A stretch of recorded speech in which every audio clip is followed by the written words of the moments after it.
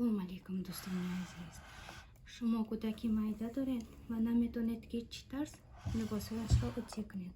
Ва ман барои шумо имрӯз нишон медиҳам. Барои мо чӣ даркор аст? Худи плёнкаи кӯдак.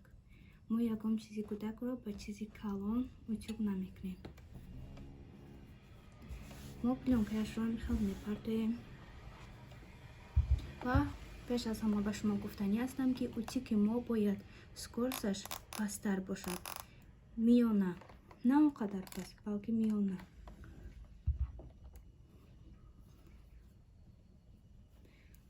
Дӯстони азиз, майкаи кӯдак. Ҳозир ман тарзи утюг карданашро нишон медиҳам. Аввал мо бояд чӣ кор кунем? Куртаи кӯдакро, майкаро тарзи чапа мекунем. Чунки он чизе ки микроб, он чизе ки мо ба айн намешӯем либоси кӯдакро, метавонад ки вақти пӯшондан дар кӯдак аллергия диҳад, танаи кӯдак сурх шавад. Барои ҳамин мо ҳамаи либосҳои кӯдакро ба тарзи чапа утюг мекунем. Дӯстони азизам, ҳозир ман аввал майкаро тарзи утюг карданашро нишон медиҳам, баъд боди, боз изорчаакҳои кӯдакро.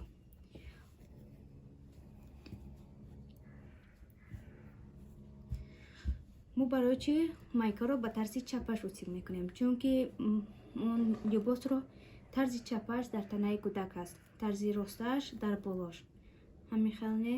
Пас мо бояд инро ба тарзи чапа утюг кунем, чунки он микробҳое ки дар таркиби ин ҳаст, онҳоро мо бо тарзи утюг кардан нест кунем.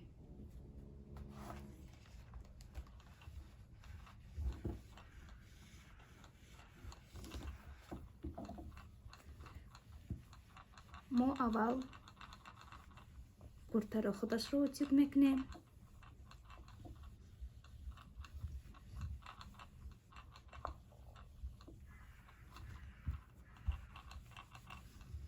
ҳамаи он ҷое ки ҳаст, духтагӣ ҳаст, ҳамаи онро утюг кардан даркор. Чунки метавонад ки ҳар як айна, ягон чизи микроб дар он ҷо бошад.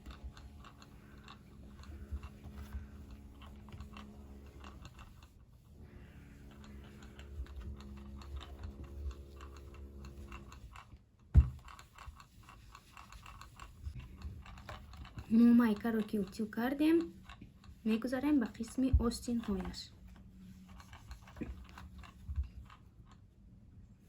дӯстони азиз, майкаи либоси кӯдак аз либоси калон фарқ мекунад. мо метавонем ки либоси калонро дар 1-2 минут уже аллакай утюг карда гирем, лекин либоси кӯдакро мо бояд бо диққат утюг кунем, чунки пӯсти кӯдак бениҳоят нозук аст, метавонад ки ба мели чизҳо аллергия пайдо кунад, сурх шавад. мо ин тарзашро утюг кардем, мегузарем ба қисми чапа.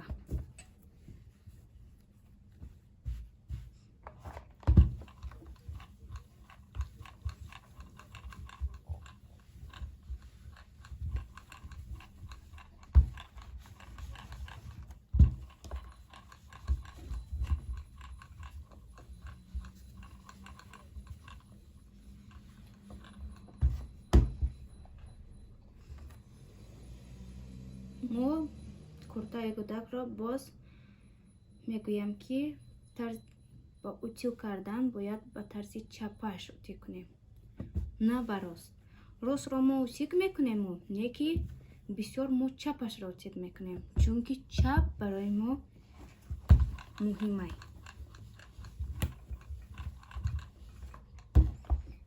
мо ки утюг карда шудем, боз роста мекунем.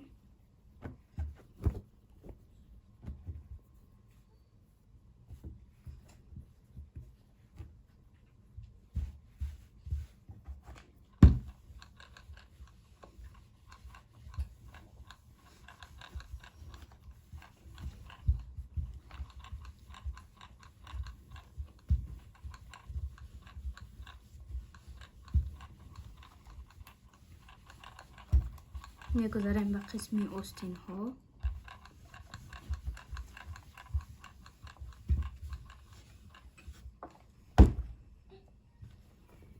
این طرز میکنیم. این رخها رو اتیک میکنیم. ما برای چی به طرز چپش این خیل کرده رخهاش رو اتیک نکردیم؟ چون که ما طرز چپش را دیدید، همه این رخهای اینها دیدن ممکن است. ما هم خیل اتیک کردیم همه‌شا به طرز چپه، اما به طرز راست میخوام که یک بار این رخهای رو اتیک کنم.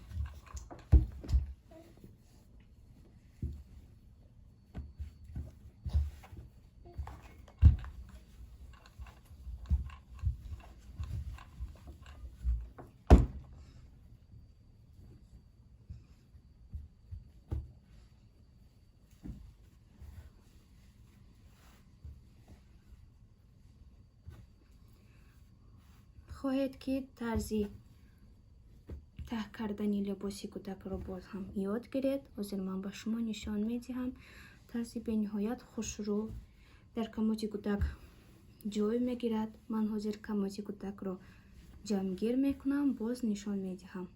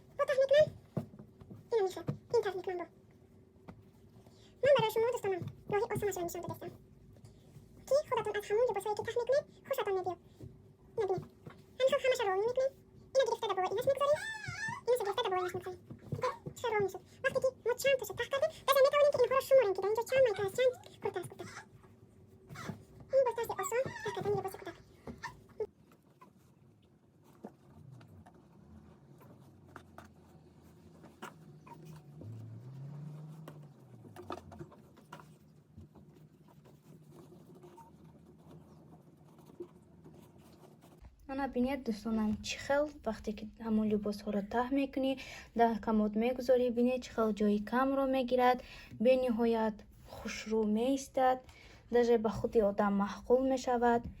метавонӣ ки кадомеш ки ба ту маҳқул аст, мехоҳӣ ки ба кӯдак пӯшонӣ, ба ту лозим аст, ҳамин хел мегирӣ, кӯдакта мепӯшонӣ. ин хел гирифтанаш осон. шумо ҳам метавонед ки ҳамин тарз либосҳои кӯдакатонро таҳ кунед, агар ба шумо махкул шуда бошад. дӯстони азиз, ман дар ин ҷо ба ҳама шумо хайр мегӯям то видеоҳои оянда. агар дӯстонам хоҳед тарзи тайёр кардани пюреи домашни яъне агӯшаро ёд гиред, ба ман дар таи комментария нависед, ман барои шумо омода карда нишон медиҳам.